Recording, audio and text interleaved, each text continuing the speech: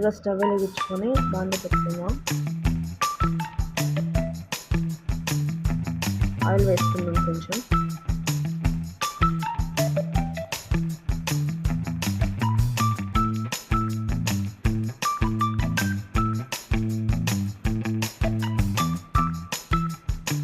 ఇలాగా ఆయిల్ వీటెక్కిద్దని నేను కావాల్సిన ఇంగ్రీడియంట్స్ చెప్తాను. కావాల్సిన ఇంగ్రీడియంట్స్ వచ్చేసరికి చికెన్,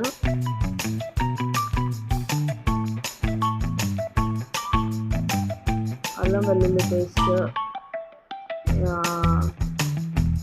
ఉల్లిపాయలు, పచ్చిమిరపకాయలు కలిపి మిక్సీ పెట్టానండి. అది పేస్ట్ నేను వేస్తుంది. ఇప్పుడు జీడిపప్పు కొంచెం తీసుకోవాలి, కరివేపాకు,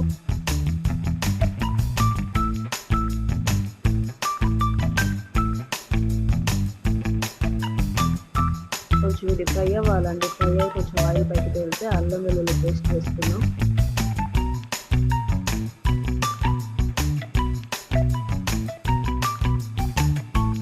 కొంచెం కల్లుప్పు వేస్తే కొంచెం టేస్ట్ ఉంటుందండి. కారం, ఆల్రెడీ మనం పచ్చిమిరపకాయలు పేస్ట్ వేస్తాం కాబట్టి కారం పేస్ట్ వేసుకోండి. పసుపు కొద్దిగా,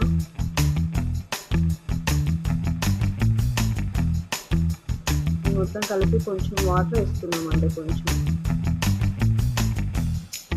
ఇది రైస్లోకైనా బాగుంటుంది, చపాతీలోకైనా, పరోటాకైనా, దేనికైనా బాగుంటుందండి. నేను చపాతీలో చేస్తున్నాను కాబట్టి కొంచెం గ్రేవీ కన్సిస్టెన్సీ వచ్చేటట్టు చేస్తున్నాను.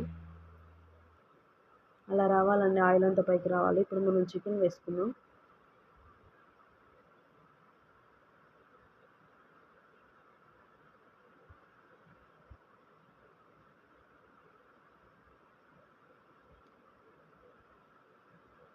మొత్తం కలబెట్టుకుందామండి.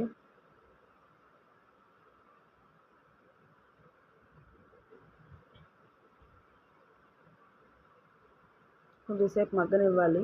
మీడియం ఫ్లేమ్లో పెట్టేసి మగ్గనివ్వండి. తర్వాత టమాటో వేసుకోండి.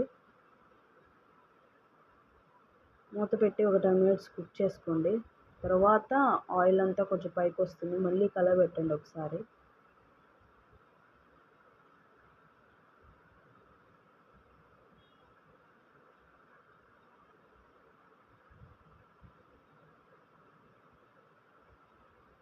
నా కొడుకు తిని చెప్తున్నాడండి ఎలా ఉందో.